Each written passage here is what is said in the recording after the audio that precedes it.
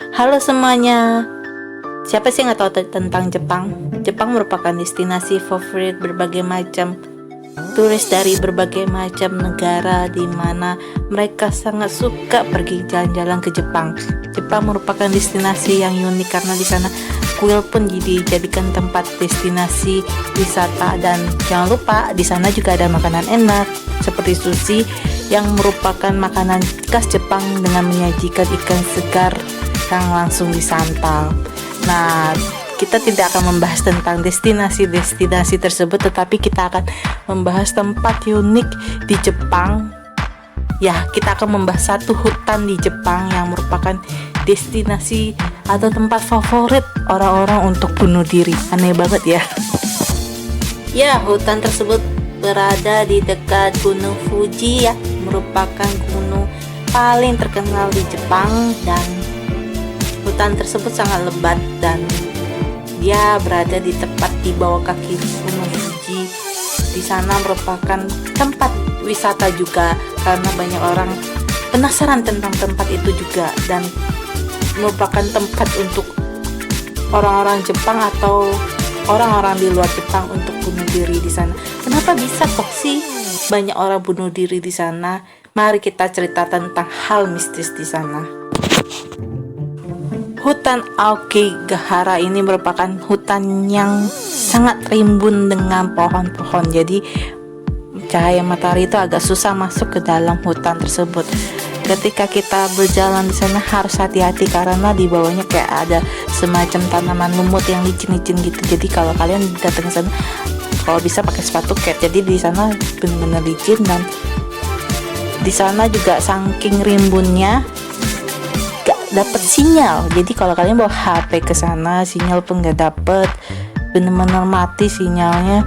Dan di sana kita akan menemukan berbagai macam barang yang aneh, seperti handphone atau barang-barang pribadi yang ditinggalkan oleh orang-orang yang telah melakukan bunuh diri.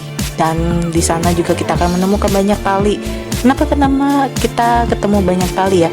Karena mereka berpikir kalau saya tidak jadi bunuh diri, saya akan kembali ke tempat yang aman ya menggunakan tali itu. Karena kalau kamu masuk hutan itu, kamu akan bingung tentang arah kemana aku harus keluar, karena benar-benar seperti labirin dan membuat kita bingung. Makanya mereka kebanyakan bawa tali untuk kembali ke tempat awal yang lebih aman.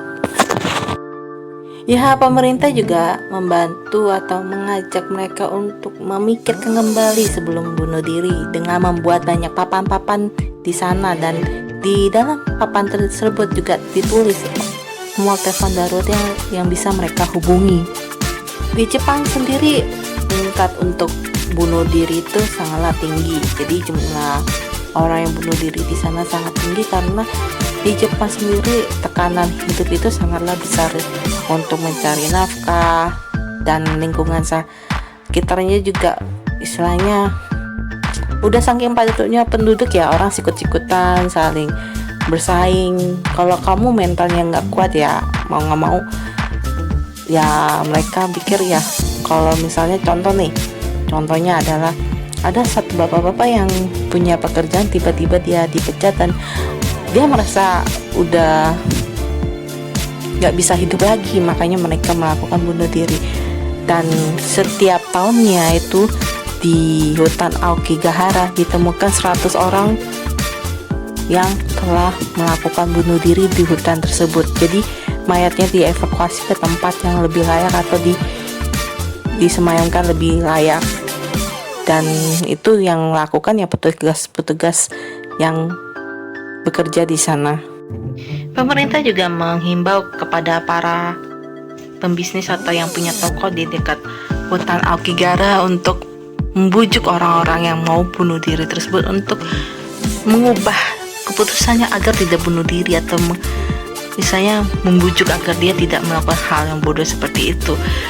Ya, pemerintah juga sudah melakukan seperti itu, dan orang-orang yang sudah melakukan seperti itu, tetapi ada aja yang bunuh diri di sana.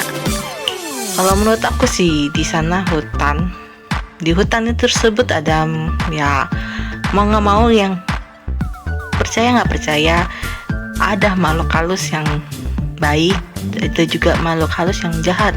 Ketika kita memang nasibnya baik, ya kita akan bertemu dengan makhluk halus yang baik, yang akan membimbing kita bahwa bunuh diri itu tidak baik loh, akan membuat kita kembali ke kenangan yang membuat yang kita tuh nggak jadi bunuh diri. Kenangan itu membuat kita kembali lagi, atau kenangan itu membangkitkan motivasi kita untuk hidup kembali.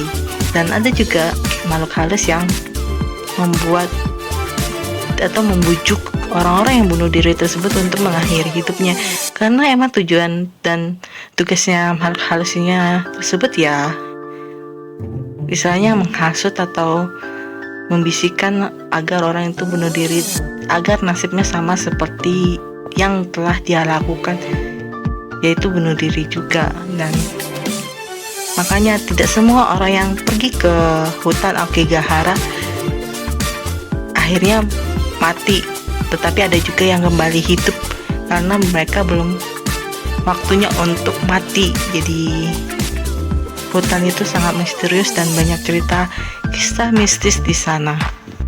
Kita akan menceritakan salah satu korban yang selamat akibat dia pengen bunuh diri tapi nggak bisa. Dan ini orang Jepang asli, namanya Taro. Pada tahun 2009 dia dipecat oleh perusahaannya, dan dia berpikir, aduh, kalau sudah tidak ada pekerjaan, sudah tidak dapat menghasilkan duit, ya ini merupakan satu hal peristiwa yang membuat aku untuk apa hidup, gue nggak ada penghasilan, apa yang bisa membuat gue hidup, nggak bisa hasilin duit, ya nggak bisa hidup. Ya mereka berpikir seperti itu, sehingga bagi si Taro ini pas dipecat itu merupakan masalah yang besar dan membuat psikologinya down, dan ya percuma juga dia hidup. Jadi dia berniat untuk bunuh diri dan dia pergi ke Aokigahara, yaitu di hutan tersebut, dan dia mengiris urat nadi di tangannya, tetapi rupanya dia iris tapi tidak fatal, jadi tidak dalam. Jadi dia hanya terkapar di hutan tersebut berhari-hari, tidak makan, berhari-hari tidak minum. Akhirnya dia ditemukan oleh petugas atau orang-orang yang jaga di sana, dan dievakuasi dan dibawa ke rumah sakit, dan dia selamat.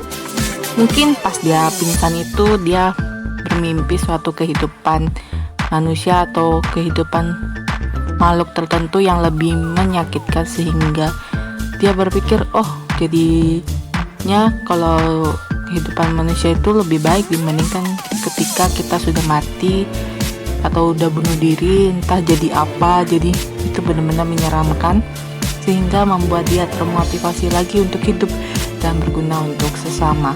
Jadi jangan lupa guys, bahwa kita pergi ke hutan tersebut belum tentu langsung mati, pasti ada salah satu, atau emang waktu kalian belum tiba saatnya, ya pasti ada nolong atau kejadian yang membuat kalian tidak jadi bunuh diri. Tetapi ya banyak kasus di Aokigahara yang setahun itu 100 orang meninggal, ya pasti ada sebabnya. Ketika kita ingin bunuh diri dan masuki hutan Aokigahara, kalau lagi sial dan rencana bunuh diri kita terlaksana, itu pasti ada something wrong gitu. Ya, sana ada beberapa makhluk halus yang membujuk manusia untuk sama kayak nasibnya dia, sama-sama yang bunuh diri gitu, sehingga mereka langsung melakukan bunuh diri dan terlaksana di sana, dan akhirnya mereka meninggal. Aku kasih tahu ceritanya. Ketika kita sudah meninggal akibat bunuh diri, kita akan dilahirkan di alam yang tidak enak atau alam yang lebih menderita, sehingga ya kalau mau bunuh diri berpikir ulang ya, bukan dengan cara bunuh diri akhirnya masalah kita selesai, bukan seperti itu, tetapi kamu membuat masalah kamu makin berat setelah kamu bunuh diri. Di kehidupan setelah kamu bunuh diri itu ada makhluk halus yang kalau kamu jadi makhluk halus itu benar-benar makhluk halusnya itu setiap detik merasakan penderitaan di bagian lehernya yang kalian tekek sendiri tertotaliin sendiri sehingga tidak bisa bernafas, dan memori-memori yang tertekan stres itu berulang-ulang sampai bertahun-tahun, entah sampai kapan, sampai Tuhan menyelesaikan hukumanmu. Itu lama, nggak tahu kapan, dan di sana sangat menderita, berulang-ulang tekanan, stres, memori yang gak enak, dan rasa fisik yang gak enak akibat bunuh diri itu diulang-ulang sampai ya nggak tahu sampai hukuman kalian selesai. Jadi walaupun orang yang punya six sense atau orang yang punya indera keenam nggak akan bakal bisa menolong, karena kalian yang mengakhiri hidup dan tidak ada cara apapun, hanya menunggu proses hukuman itu selesai baru kalian bisa pindah ke alam yang nggak tahu apakah lebih baik atau ke alam yang lebih menderita, tergantung akibat dari perbuatan kalian masing-masing selama kalian hidup. Ya, dari kejadian ini kita harus belajar bagaimana menghargai waktu yang telah kita diberikan oleh Tuhan untuk menjadi manusia. Ketika kita di tingkat manusia, kita bisa belajar menjadi yang lebih baik atau pribadi yang lebih baik, sehingga waktu yang diberikan Tuhan itu tidak sia-sia, sehingga kita bisa memperbaiki kehidupan kita. Mungkin kita akan dilahirkan ke kehidupan yang lebih baik, entah di surga atau di kehidupan manusia yang akan datang. Jadi orang baik itu sangat penting. Jika kamu suka dengan video ini, jangan lupa subscribe, share, and like if you like, dan jangan lupa berbagi video ini kepada semua orang. Mungkin dengan berbagi video ini kamu bisa menolong orang yang di luar sana menjadi lebih baik atau menjadi pribadi yang lebih baik.